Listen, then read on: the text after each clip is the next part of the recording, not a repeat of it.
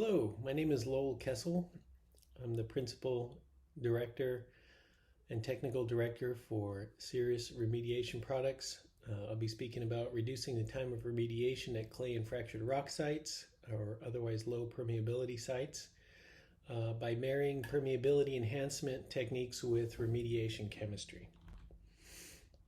Serious Remediation Products offers a number of solutions for heavy metals, organic contaminants, both petroleum and chlorinated solvents and others with various products. We'd be happy to speak with you about those options. All of these options have been used in combination with proppants and other approaches for permeability enhancements in conjunction with remediation at various sites. We provide technical support for our clients in the evaluation process to review the conceptual site model to ensure that there's no data gaps. We also provide bench scale treatability study services and design support for pilot and full scale with partners that can do implementation as a turnkey service. Low permeability sites with clay and or fractured bedrock remain to be among the most challenging sites to remediate in any time frame. It is usually costly to investigate due to preferential pathways of contaminant migration through the media or unknown pockets of residual mass that are difficult to find, resulting in long-term sources to plumes and rebound after multiple traditional remediation events with different remediation reagents. When you have a site that has low permeability and significant mass absorbed, the residual mass becomes a limitation to remediation with traditional approaches, and the result is a diffusion limitation at the site, causing some treatment approaches that are short-lived, such as chemical oxidants, to be unsuccessful. The traditional approach would be do a feasibility study to evaluate what works for that contaminant, and then the project is implemented, and unfortunately rebound occurs between 6 and 18 months after treatment, requiring multiple events, sometimes 3 to 4 events over a very long period. And this is because diffusion, which is the limiting factor, can be tens to hundreds of years,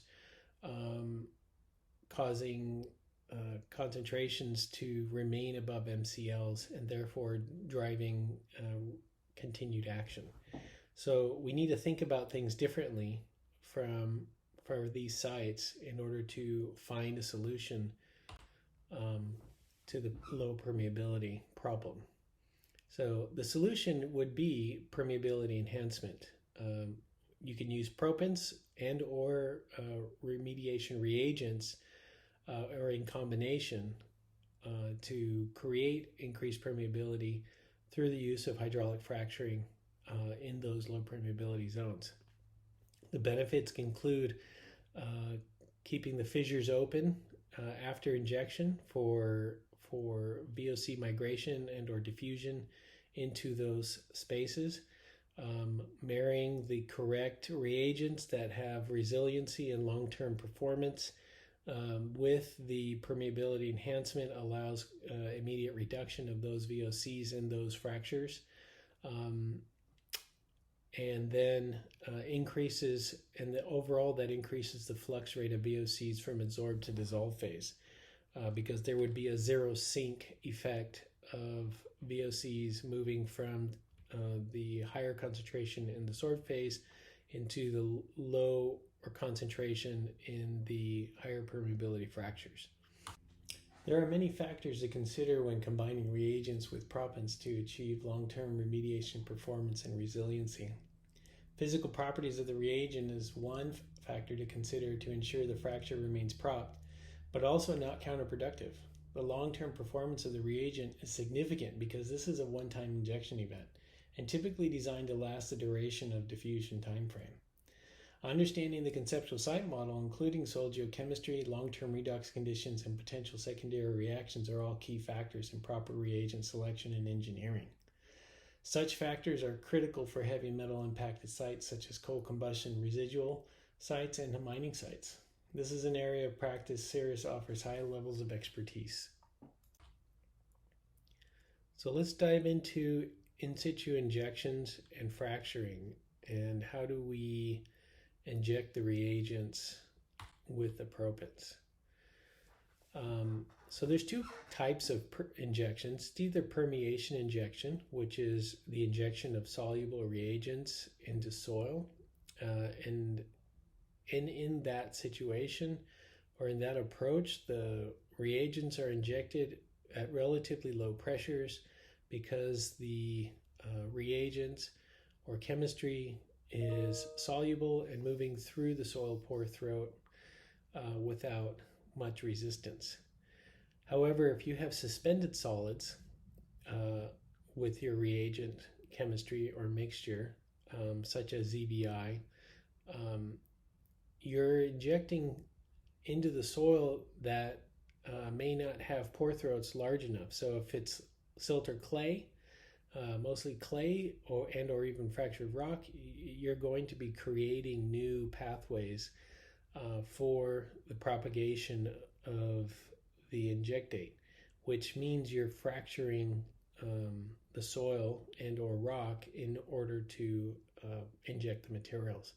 So there's a couple equations that we use for modeling and predicting what particle size needs to be in order to maintain propagation fracture, and also understand where resistance may come into play and where bleeding may occur in the formation itself once the injectate is placed. Let's take a look at the pressure versus time charts for permeation and fracture injections. During permeation injection, the pump rate is calculated in advance based on site geology and reagent properties, as well on experience. Note that pressure is directly related to the pump rate during permeation injections and is generally low pressure that does not cause a pressure peak and parting of the soil fabric.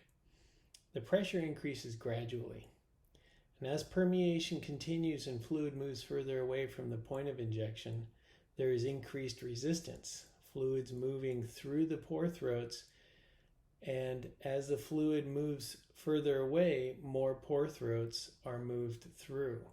Thus, the pressure must be monitored to ensure that pressure is maintained and not changing significantly. It may be necessary to reduce the pumping rate to control the injection process.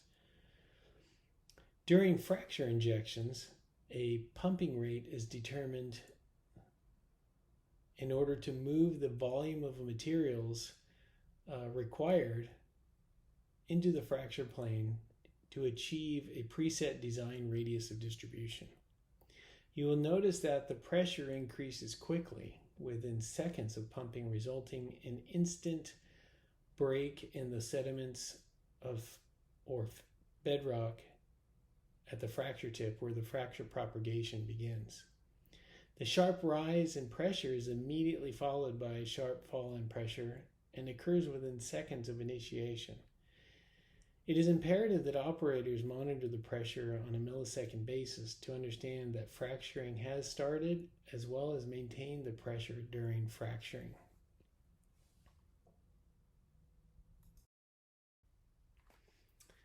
Idealized illustrations of permeation and fracture injections is presented for discussion purposes. During permeation injection, pumping is at a slow and steady rate, with slow increase in pressure as the reagents move through the formation. Unfortunately, permeation into low permeability soils has limited radius of distribution. It eventually becomes more spherical rather than elongate. This requires many more closely spaced injection locations. However, as the permeability increases, the radius of distribution also increases rather easily, due in part to lower pressures. In this scenario, more elongate and irregular patterns may result based on existing preferential pathways inherent in the geological deposition, such as channel deposits, for example. The true limitation for permeation in lower permeability soils is the slow injection rate, resulting in many hours or days to inject in single locations. Usually it is through larger screen zone, so isolation of injection zones vertically in a single injection location is not likely. When large volumes are injected in a day, it is not permeation or very likely some form of fracturing. In all cases of injection, we recommend that top-down injection is preferred over bottom-up in order to control reagent distribution vertically through different lithologic horizons. Otherwise, preferential pathways created during the first bottom injection may dominate reagent delivery. During fracture injection, the volume of reagent and design of injection, i.e. pressure, pumping rate, reagent size and geometry, and carrier fluids, closely approximate the desired radius of distribution. There also may not be very much difference or predictability in the radius of distribution from one depth to the next or soil type to the other. However, the direction of the fracture propagation is not controlled or predictable. One might say there is some randomness. It is the soil fabric that dictates initial fracture tip propagation and how the fracture moves through the soil. In bedrock, the existing fractures and/or tensile strength of the rock will influence initial fracture propagation, direction, and pathway. Other benefits of fracturing is that a larger radius of distribution can be achieved with controlled fracturing, and one can inject into many more geological and hydrogeologic conditions, such as tight clays and tills, as well as bedrock and sandstone. Of tremendous value is the ability to inject larger particle reagents and proppants to effect permeability enhancement, while also marrying long-lasting, highly reactive, and resilient reagents for efficient contaminant reduction and sequestration. When it comes to understanding the time of remediation at diffusion-limited sites with low permeability, we need to understand that you can't hit the turbo button on diffusion. You can only reduce the distance of the diffusive pathway. We contend that employing fracturing technology with the appropriate reagents, reductants, chemistries, and sometimes with a proppant allows us to change a low permeability zone with slow flux rate of diffusive VOCs into a zone of high flux of VOC diffusion. This is accomplished because with more higher angle fractures that intersect, you more effectively intersect native preferential pathways of seepage, such as channel deposits or sandy lenses, or even fractures in bedrock. This effectively reduces the distance for diffusive VOCs to travel to the reagents. Furthermore, with the reductant or reagent present in the fracture media, the contaminants are immediately reduced or sequestered, which creates a zero sink. And in accordance with Fick's law, the VOCs want to achieve equilibrium and will move in the direction of lower concentration. Placing reagents in high permeability fractures draws seepage water from the formation, as well as diffusive VOCs to those fractures.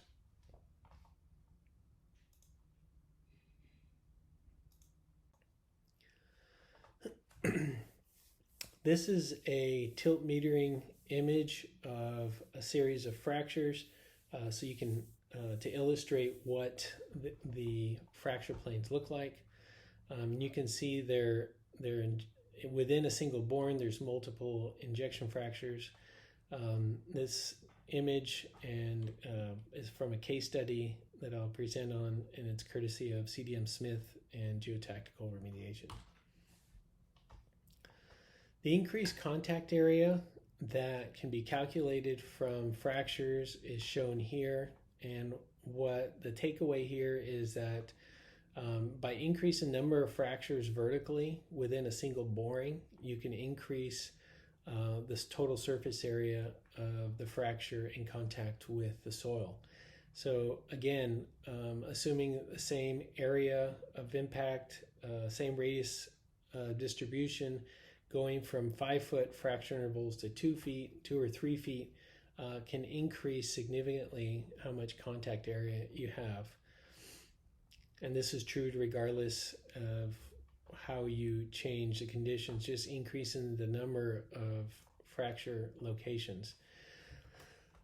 Now, when you take that information and those calculations that I showed earlier and you model what the reduced time of diffusion by increasing the number of fractures and higher permeability within that low permeability zone, you can see that by having multiple fractures that intersect, your reduction in time is thousands of percent, and that's pretty significant. This explains why we're seeing significant reductions and significant responses at sites that have undergone this approach.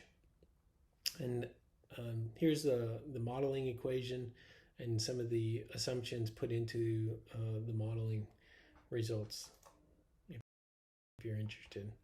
So with in situ injection applications, you can do source area, either a boundary control or plume remediation by multiple transects, which is similar to a single boundary but done multiple times in order to bifurcate the plume. Some of the key planning and application considerations are, in terms of the design, is do you want to have a single event or multiple events? You can do direct push drilling technology, permanent injection wells, high pressure fracturing, pneumatic or hydraulic fracturing. There's also soil blending if it's shallow enough to do so. In terms of documenting radius of influence for your injection to verify how far and what the distribution looks like, you can use tilt meter mapping of the amendment fractures, which is shown here in this illustration, showing the tilt meters at the surface and the results in plan view and cross-section view. You can also do this with soil borings and verify visually what the radius of distribution looks like. So radius of influence can increase with depth, and that may result in fewer injection points or wider spacing. Pore volume displacement can also be used to control and or influence the radius of distribution. So like I said, soil boring verification visually. Here's a ZBI sample, an iron sample, and this is one of our heavy metal sequestration chemistries from MTS, called MTS. And this is a tilt metering imaging from a ZBI application site. Groundwater indicator parameters are also very good performance indicators and can provide good information about the radius of influence and distribution of the reagents that are injected. So here's some case studies to illustrate some example work that have been done using permeability enhancement. This first one is a Superfund site called Bountiful Woods Cross Operable Unit. They had performed bioremediation over a number of years in the source area, as well as using boundary biobarriers. The dissolved phase plume was over a mile long. The site has interbedded sand, silts, and clays. There was a residual NAPL in the source area. And if we look at the results, you can see that the injection events shown with the black diamonds, there had been many events, always providing some positive response and results at the site. However, the clay or low permeability soils continued to provide a challenge to the site. Treatment goals in terms of timing. It was going on for too many years, and they really wanted to find an end time after 8 years, 8 to 9 years of bioremediation. So they looked at ZVI injections with permeability enhancement in the source area. This is showing the injection locations in the heart of the source area. This is a plan view, and this is a cross-sectional view. And you can see that the fracture planes are crisscrossing, and they really did a good job of cutting up the low permeability horizon and enhancing the permeability in order to increase the flux rate. Now what you're seeing here is a 99.5% reduction in 7 months after ZVI injection with permeability enhancement. And this ZVI is Ceres Remediation product ZVI provided to the site back in 2016. And the next phase of remediation at the site was to address the groundwater plume. Multiple ZVI fracture injection locations are shown in plan and cross-section view across the plume footprint. Notice the slopes of the fracture planes and how they intersect each other and bisect the plume. Each ZVI fracture plane operates as a permeable reactive zone for groundwater to move through. In each fracture plane, reducing conditions are also established that further support and enhance prior bioremediation activities and carbon substrate injection events, resulting in a long-term stable and resilient reducing environment for biotic and abiotic reduction of the chlorinated solvents. A very synergistic combination for many sites. Drawing your attention to the chart with molar concentrations of PC and its degradation byproducts over time, bioremediation had been making some progress, but not quickly compared to the response achieved with a single ZVI fracturing event.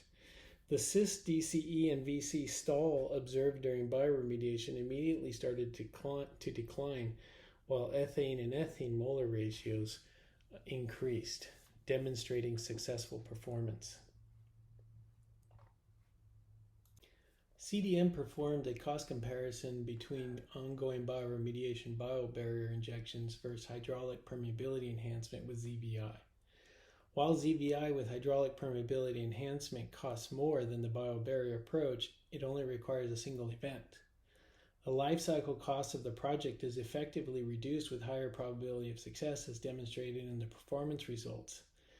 The conclusion is that biobarrier designs may be orders of magnitude more expensive to implement at low permeability sites compared to ZVI with permeability enhancement. So from a long-term cost management perspective, is very cost effective. For the source area, there was a 99.4% reduction and with a ZVI injection and permeability enhancement with hydraulic fracturing compared to an estimated 44% reduction per conventional bioremediation injection event. The time is much shorter to implement, and the results and the responses are also much shorter, resulting in significant reduction in cost by nearly 70% in terms of total cost for hydraulic fracturing with ZVI and permeability enhancement. This is a sandstone aquifer case study at former U.S. Air Force missile site in Colorado. Also TCE with pretty high concentrations with fractured sandstone and siltstone bedrock. You can see that the injection locations are shown here in orange yellow, and these are monitoring well locations. This is a plan view of the fracture injection locations with the same overall layout as the injection figure here. This is a cross section of those injection, so you can see the cross-section line, and this is showing what the fracture planes look like and what angles. Again, they're crisscrossing each other, a lot of intersection throughout the sandstone and siltstone. So fracturing in bedrock is a viable approach and very effective. Here you see the results after 24 months of remediation. The source area was completely reduced to near or below action levels for TCE, and the plume was treated separately. I'd like to speak now about heavy metals remediation. Heavy metals are a complex area of remediation, not only in low permeability sites, but just managing the chemistry by itself, because many metals such as chromium, arsenic, and lead can respond in cationic, amphoteric, or axianionic manners, meaning that pH alone is not enough. You really need to understand the chemistry. Ceres offers heavy metals remediation chemistry under the Materials Treatment Solution brand. It is comprised of a number of different proprietary blends of chemistries that target different types of metals under specific geochemical redox conditions. Provided here is a sample list of projects, 28 projects here.